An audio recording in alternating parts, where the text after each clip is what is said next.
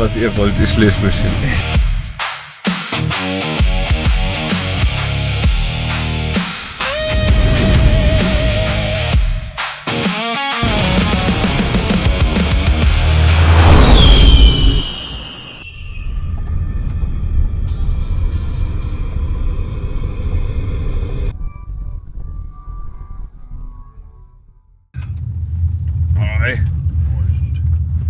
Und wir haben es tatsächlich geschafft, so früh aufzustehen. 2,5 Stunden Schlaf im Schnitt. Ja, war super. Aber es hat sich gelohnt. Guckt euch den Ausblick an. Ja, noch sieht man nicht viel. Da geht's aber ganz schön tief ab, hey. Ja. Zwischen heißt Canyonlands. Obacht ist geboten bei der Fahrt hier. Im Dunkeln. Ja, wir haben Füchse, Hasen gesehen. Teilweise so kleine Hasen, so 4 bis 5 Stück einfach auf der Straße wie so Fliegen. So. Und irgendein großer Vogel, ja, der uns fast in der Windschutzscheibe gelandet ist. Ja, weil wir zu schnell waren und er zu langsam geflogen ist. Wir waren nicht zu schnell. Ja. Wir haben noch 7 Minuten bis zum Trailhead und dann geht's los.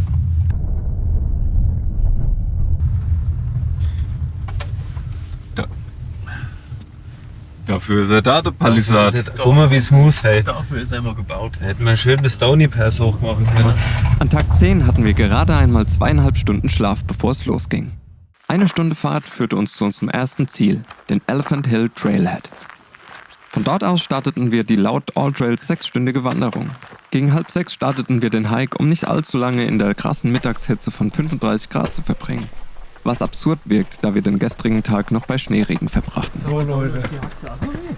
Moin. Morgen. Howdy.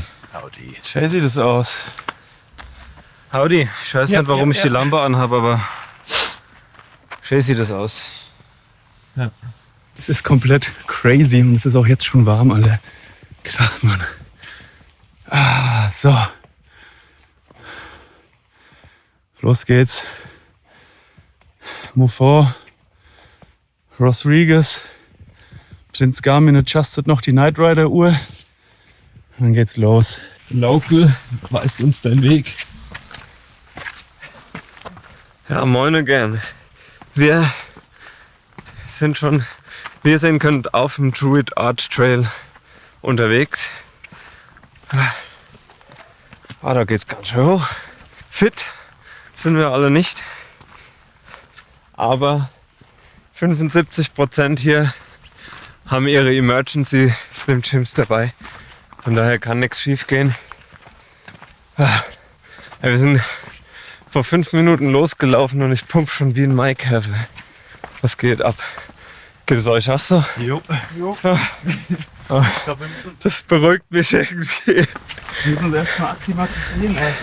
Ich habe die letzten Tage gedacht, es liegt an der Höhe, aber wir sind nicht mehr hoch. Nee. Also, Dafür sind jetzt einfach diese Niederdruckgebiete nicht mehr. Dafür sind wir jetzt in der Wüste, ey. Gestern noch die Mountains, die San Juan Mountains. Heute das. Wie krass ist das? Vor allem, wenn man die Fahrt in der Nacht macht und man einfach den Wechsel nicht sieht, weil es draußen dunkel ist. Komplett crazy. Alles, was du jetzt fotografierst, ist in 5 Minuten obsolet. deswegen fotografiere ich nicht. 25 Bilder am Tag. Ich bin einfach froh, dass du bei bin.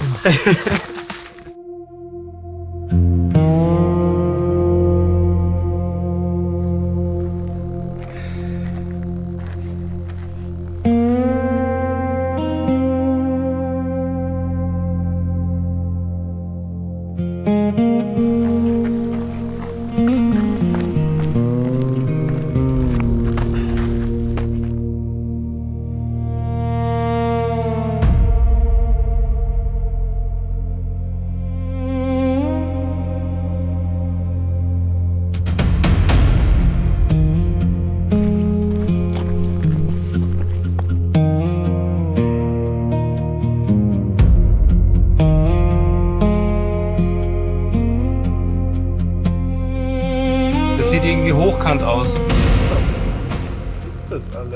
Man sieht es leider auf der Kamera nicht, aber Saukomisch. komisch, ey. Plötzlich entdeckten wir am Morgenhimmel ein längliches Objekt mit einer komischen Form. Als wenige Wochen später ständig neue Berichte von Beobachtungen sogenannter Orbs oder UAPs auftauchten, hatten wir leichte Flashbacks. Wer weiß, was das war? Schreib gerne mal in die Kommentare, was du denkst, was wir da gesehen haben. Da war irgendwie so eine ziemlich große schwarze Spinne aufgemalt, mit Klapperschlange und Fledermäuse. Und deswegen möge man bitte die Türe geschlossen halten, damit kein Wildlife da reingeht. Was ist das oder? Ja. Oder auch nur gemalt? Nein. Das war ein Foto. Ja. Hast du Bock?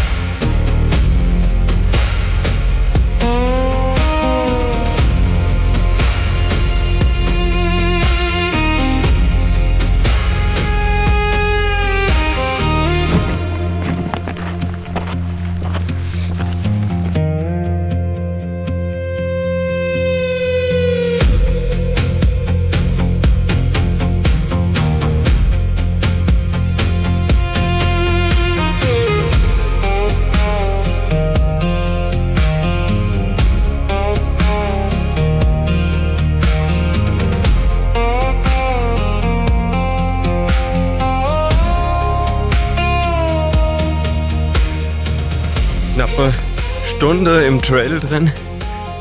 Wir haben jetzt das erste Mal Schatten.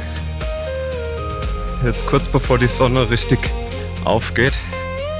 Wenn man kurz in der Sonne steht, merkt man, wie viel Kraft die eigentlich hat. Jetzt schon. Und hier immer mal kommt so eine kleine Senke, wo es dann mal wieder kühl wird. Aber ich glaube, später wird es richtig garstig, sind 33 Grad gemeldet.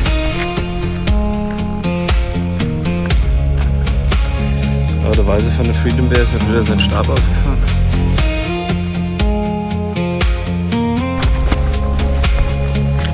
Jesus. Okay, lass uns mal hier beeilen, dann können wir da hinten. Ja, hier sind auch. Danke, Lamm.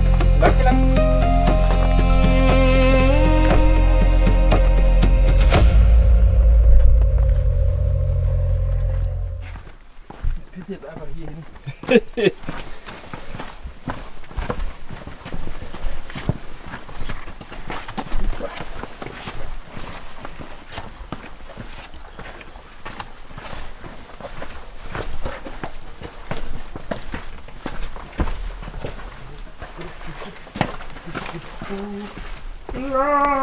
Unbau. Der Spaß, oder? Das ist richtig geil.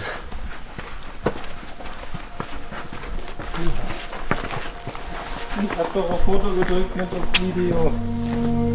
Scheißding. Warum sind die denn so schnell? Schnell alle?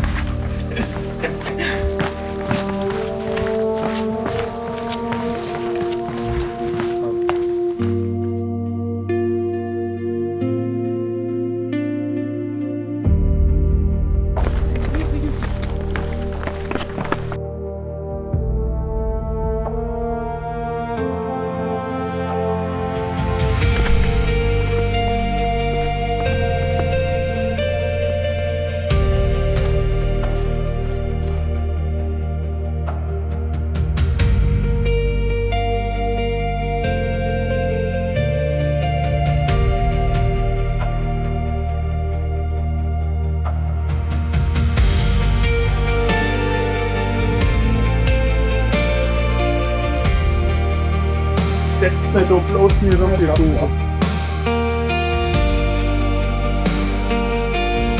Aliens. Was uns auf dem Trail irgendwann aufgefallen war, waren die fast zu akkurat rechteckigen Steinplatten im Boden, dafür, dass sie natürlichen Ursprungs waren.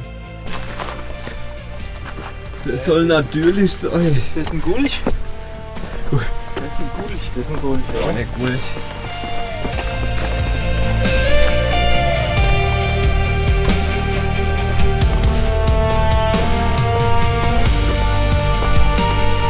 Na, da können sie auch erzählen, was sie wollen. Natürlich ist das nicht. Ein Blick auf Satellitenbilder zeigte, dass die gesamte Region weiter rausgezoomt solche Gittermuster aufweist. Wieder einmal total verrückt, was die Natur hier angestellt hat.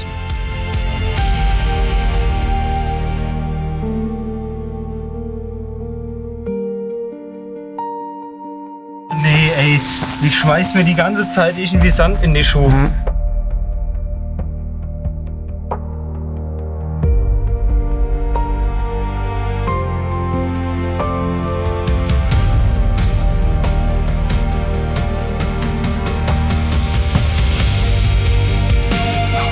Und? Warte kurz, warte. Sand.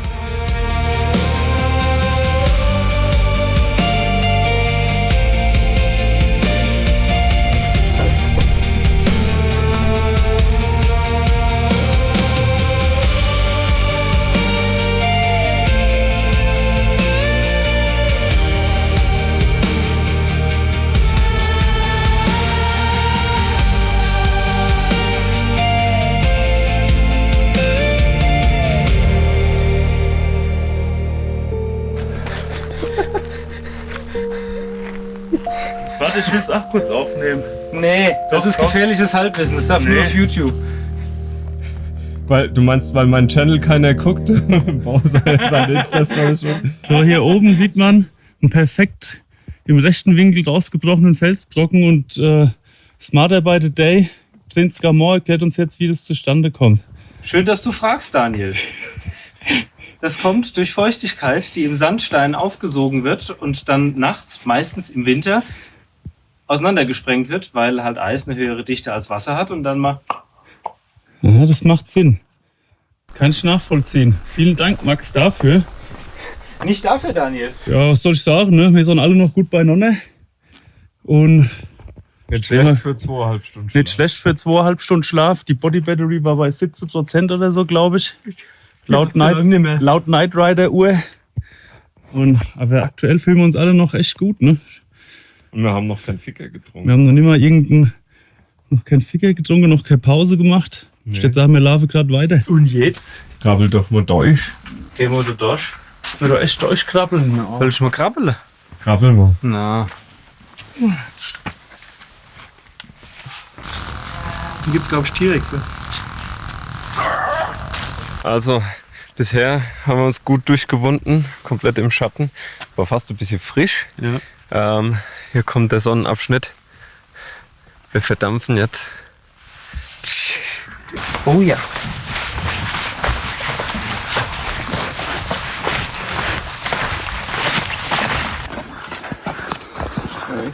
Ja, der ist auch mit dabei, ne? Nur mal Ich bin übrigens, hi, ich bin auch dabei. ja, ich wollte es nur mal gefilmt haben.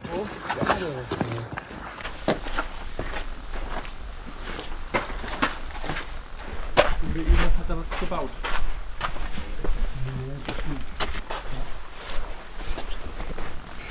Zuerst.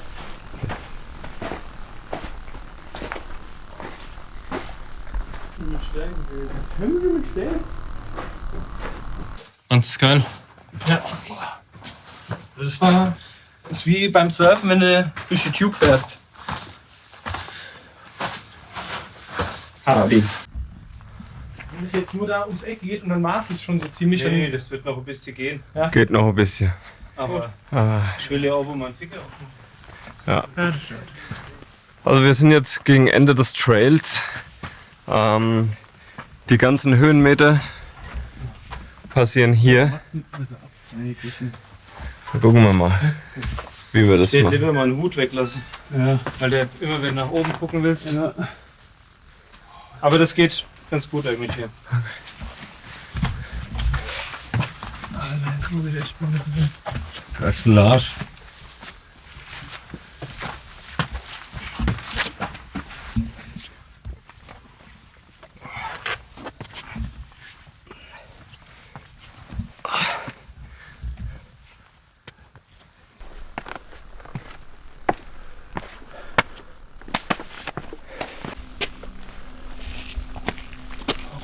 Balenciaga.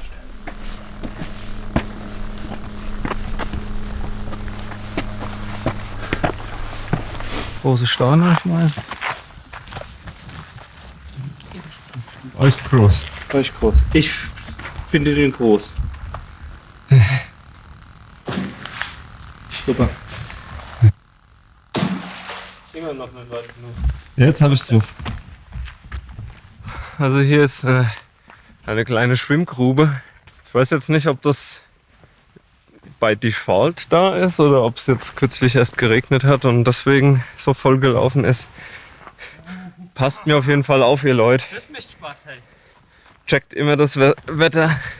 Wenn es geregnet hat, wird es hier schnell ungemütlich. Da schwimmst du hier raus, aber unalived. Ne, Bau. So ist es. So ist es.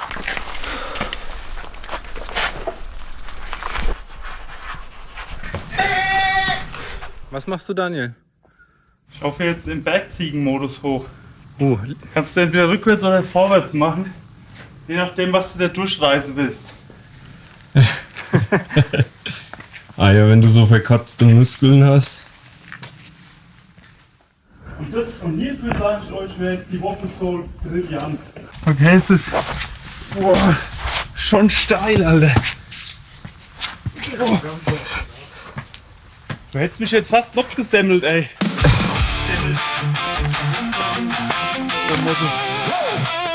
So kann man aus.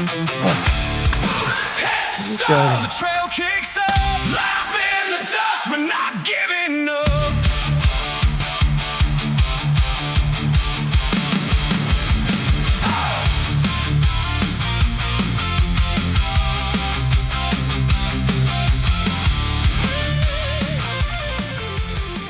Gibt's doch gar nicht. Wie kommen dann die daher? Wie? So funktioniert es mit der Evolution. Ach krass.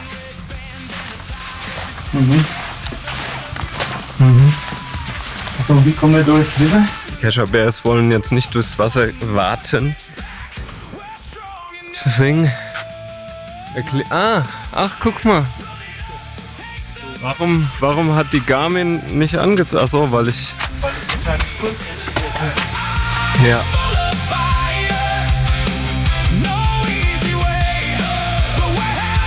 Da hat euch in die Scheiße geschneit, hey.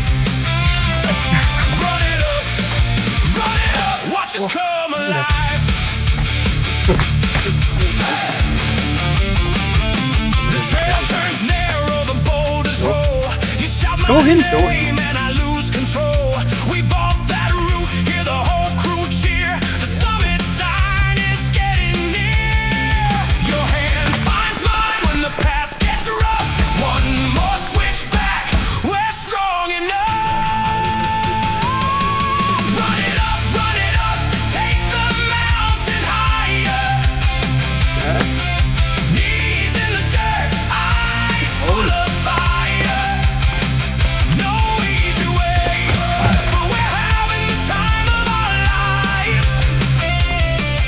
So, nur mal kurz, da machen wir jetzt Nuff.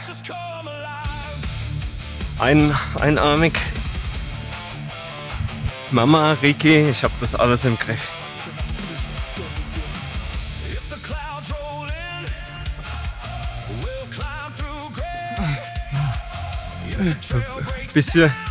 Bisschen Plagerei ist es schon. Geil, Mann, das wird jetzt richtig viel hochgebouldert, ne? So, Freunde.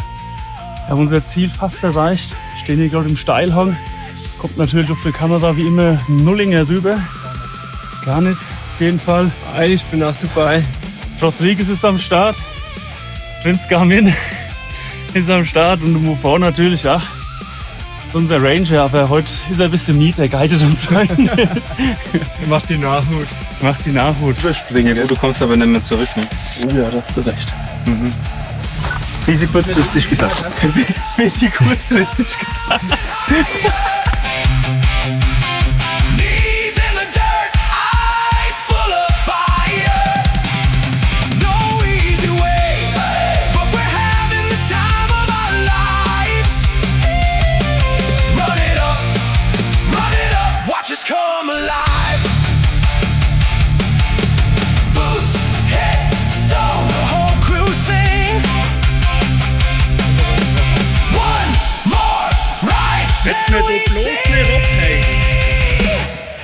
So, die letzten Casual Rangers sind hier oben angekommen.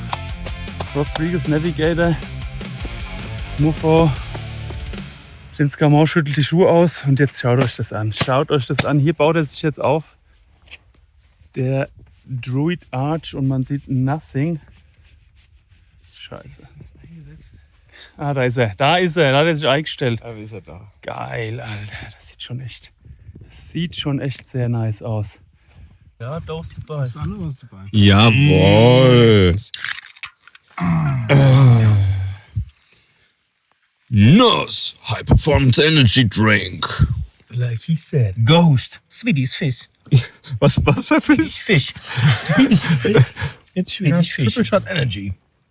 Gold Vodka. Was ist das denn? Wir wollen sie.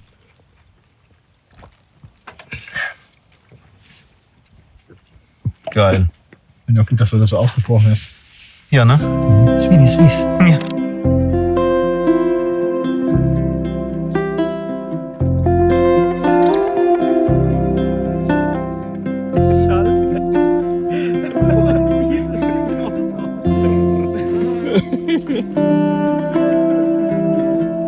Weißt du gerne?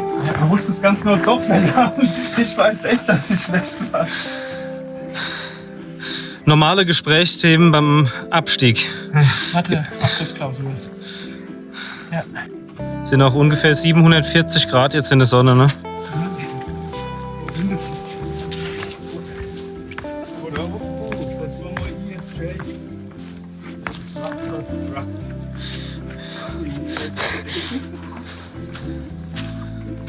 Das ist Kacke. Was ist denn Shit? Wie kommt denn da Kacke hin? Da, guck. Ja, von dem wahrscheinlich. So zum späten Nachmittag wird dieses Stahlding hier auch sehr lecker zum Anfassen. Also, zuerst, ne? Der Weg zum Druid Arch war abwechslungsreich und spannend. Aber der Rückweg war ein Kraftakt. Was auf dem Hinweg noch im Schatten lag, war nun komplett in der Sonne. Aus angenehmen 20 Grad wurden 35 Grad. Wasser und Snacks gingen zur Neige. Und bei circa 8 Stunden auf dem Trail stellt man sich irgendwann die Frage, was tun, wenn man dringend aufs Klo muss. Deswegen Go Before You Go. Ein hilfreicher Ratschlag, der bei fast allen Trailheads auf den Tafeln geschrieben steht. Sauber. So, liebe Freunde. Wir haben es geschafft. Ja, Alle wieder da. es ist dann doch warm geworden. Boah, war krass, oder? Jetzt gegen Ende. Anfang hast du immer noch gemeint, easy Heimweg in going. der Sonne war schon heftig. Vor allem gegen Ende.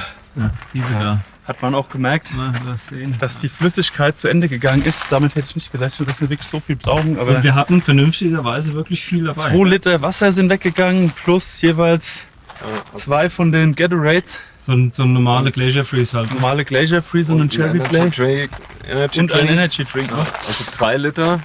Ja. Krass. So, 3 Liter, 6 Stunden. Was haben wir gebraucht? 7,5 Stunden. Ja.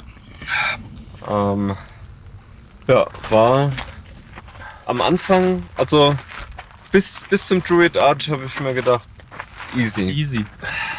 Kraft, Ausdauer, Energie, Trinken, alles easy, aber dann Der Heimweg in der Sonne. auf dem Rückweg. Hat Als der gefistet. Canyon in der Sonne lag, da wurde es dann zart. Aber es hat sich gelohnt. Also ich würde keinem empfehlen, das nach 7 Uhr zu starten. Und also man muss auch immer bedenken, wir haben morgen oder sowas Oktober. Das sieht im August nochmal anders aus. Im Juli, August würde ich das, glaube ich, Gar nicht mehr. gar nicht machen. Die Kerle sind total außer sich. Der Navigator ist schon gar nicht mehr da. Prince Gamor. Der Marv hat auch ein bisschen, Richtige Ausfälle heute. Prince Gamor. Das war der schon Marv echt angefangen. hat ein bisschen Wasser gelassen. Ach, wie er sehen kann. Jetzt geht's ins Visitor Center. Da holen wir uns noch unseren Erdenwimpel ab. Und dann sehen wir mal weiter, wie der Tag so verläuft noch. Ne? Aber war es geil, oder? War affe geil. Oder Menes? Das war richtig geil. Druid Arc War richtig geil. kann man empfehlen, ey. Aber Leute, nehmt genug Wasser mit. Und startet am besten early in the morning. So, genug geschwätzt. Che.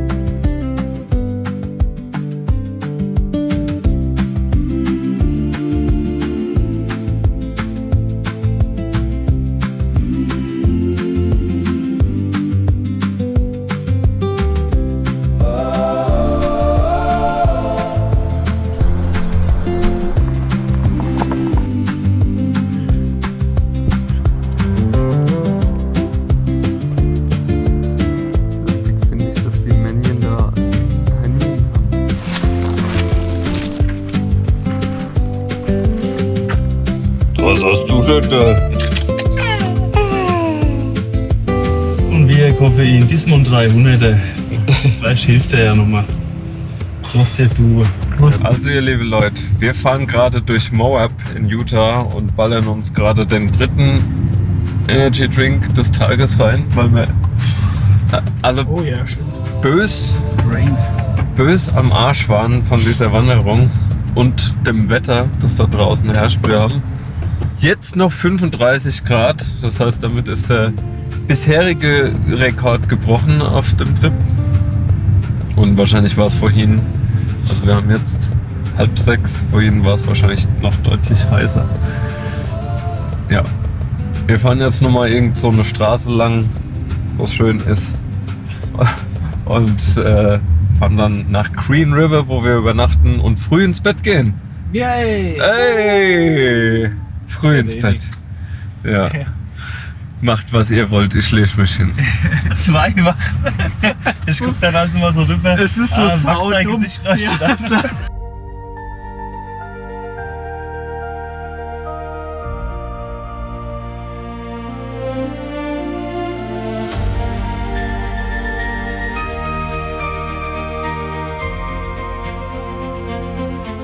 Endlich wieder zurück auf der Straße fahren wir nordwestlich nach Moab, um dann die Potash Road bzw. die sogenannte Wall Street entlang zu fahren.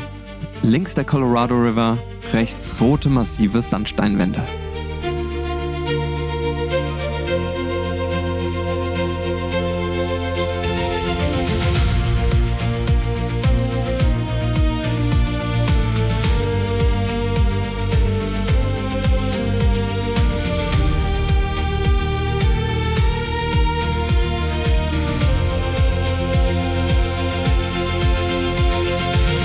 Weil es sehr viel ist. Und zwar kommt es auch aus der Römerzeit tatsächlich. Und zwar hat man ja früher Wegen gebaut, so Streitwegen und breitere Wegen, ne, wo ja Sachen transportiert worden sind. Und genau diese Pferdeärsche, die wurden meistens mit 2 Pferden quasi diesen Wegen gezogen. Und die hatten einen ganz bestimmten Abstand. Ich kann jetzt leider nicht mehr ganz genau sagen, wie weit dieser Abstand ist, aber diese Gleise haben immer einen genormten Abstand, wie damals in der Römerzeit, weil man hat Grenzen quasi, Stadtgrenzen, wir müssen hier rechts ab, Stadtgrenzen quasi damit abgesichert, dass nicht einfach irgendwelche Wegen reinfahren können, die dort nicht hingehören. Und dann hat man diese Boulders genormt quasi. No trespassing. Oh, das ist natürlich blöd. Geradeaus. Sagt man dazu, wie sagt man denn dazu? Die Räder von diesen Streitwegen oder wie gesagt, das ist jetzt so die Kurzfassung davon. Da wo Raketen hergestellt werden, tatsächlich, bis die nach Florida dann geliefert werden, und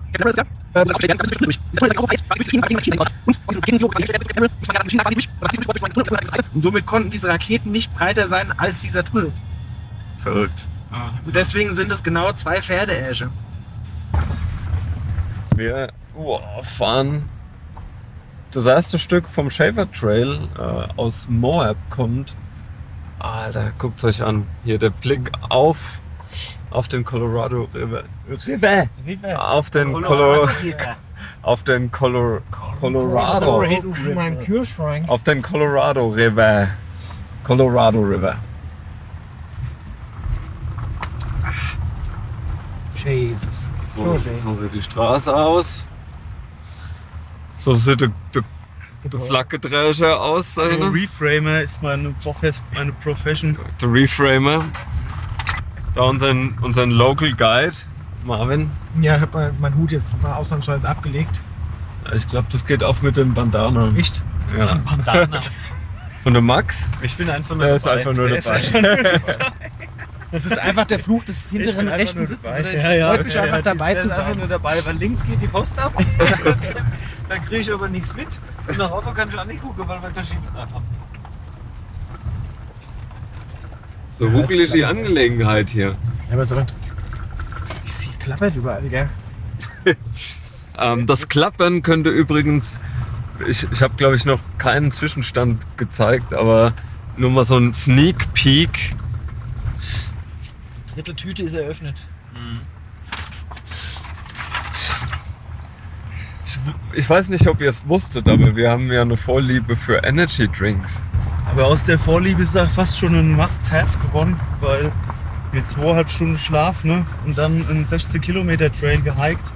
Irgendwo muss die Energy halt herkommen. Ja. Deswegen Energy Drink. Das, Wenn die Body Battery sich nicht automatisch auffüllt, dann muss halt nachgeholfen werden. das war wild heute Nacht, ja.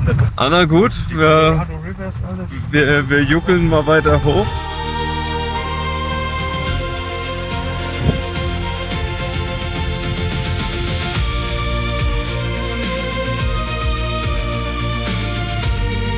Unser ursprüngliches Ziel war es, den 19 Meilen langen Shaver Trail, der am Ende der Portage Road beginnt, zu fahren.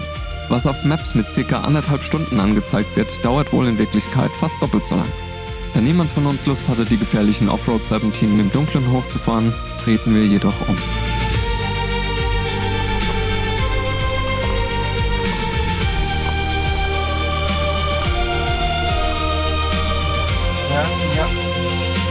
Counted Brake Control on. Und dann lässt du einfach die Bremse los. Oh.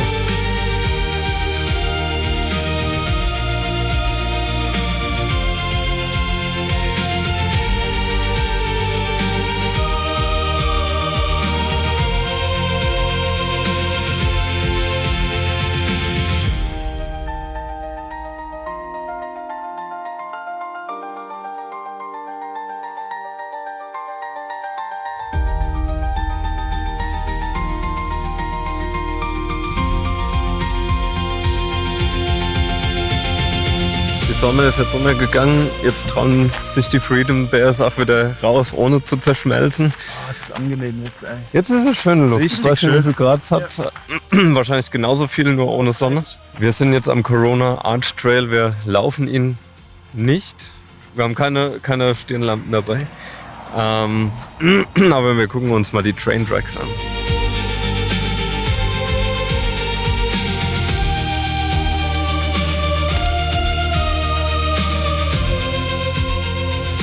Ja, so sieht es aus, wenn unserem Palisade hier Liebe geschenkt wird nach so einem harten Day im Offroad. Wird er mal wieder ein bisschen auf Vordermann gebracht, unseren geliebten Palisade. Der Palis. Der Palisade, da könnt ihr ihn sehen, ne? Dass er nicht denkt, wir labern immer nur Scheiße. Das ist natürlich wirklich ein Palisade. Ja, machen wir die Schrift so sauber, dass man da wieder erkennt auf der Straße. Jawohl. Ja, schön ein paar Kratzer neu machen, ne? Mit einer Trucker-Mischlanze hier. Da jetzt auch. Also Prost, Männer. Prosit. So, Max, erklär uns mal ganz kurz, was du hier jetzt gerade wieder machst. Du bist da Hemd neu oder was? Ja, ganz professionell. Es werden hier Patches aufgeklebt. Ah, warte mal, wir waren heute also im Canyonlands National Park. Es war richtig schön. Das war richtig schön. Und weil wir uns das verdient haben, Genau. kommt natürlich jetzt so Pfadfinder-Sticker drauf. Der Ehrenwimpel. Der Der Ehrenwimpel quasi. So, wir haben den Tag 10 erfolgreich zu Ende gebracht, waren eben noch in einem schönen Truckstop, gesund zu Abend essen. Und jetzt werden wir uns heute mal versuchen, früh ins Bett zu legen. Erstmal ein paar Patches. Das klappt bei Max und bei mir immer besonders gut. Meistens ist es 1 Uhr. Ich glaube, morgen klingelt der Wecker wieder um 4, ne? 4 Uhr, das langt auch vollkommen. 2,5 Stunden Schlaf und dann so einen Gewaltmarsch machen wie heute. Nee, morgen wird es ein bisschen entspannter. Wir sind auf jeden Fall in unserem Tagesziel, haben wir erreicht. Green River sind wir angekommen. Ihr seht, wunderschönes Hotel haben wir hier. Wie immer. Wie immer, wunderschön, nur das Beste für uns. Und morgen früh geht es dann los in die Bentonite Hills. Und da könnt ihr mal sehen, was da wieder Spektakuläres auf uns zukommt. Ne? Und ja, viel zu erzählen gibt es heute eigentlich nicht. Ne? Bauch ist nämlich mal laut. Ich bin ein bisschen müde heute, es tut mir leid. Die Influencer-Gewerkschaft sitzt mir das welche schon im Nacken, weil ich heute nicht liefere. Ballern uns gerade. Macht was ihr wollt, ich leg mich hin. Tja, da habe ich offenbar durchgezogen, denn es gibt von mir kein Vlog-Material aus dem Motel und bei den Videos der anderen bin ich auch nicht zu sehen. Also habe ich mich wohl wirklich hingelegt.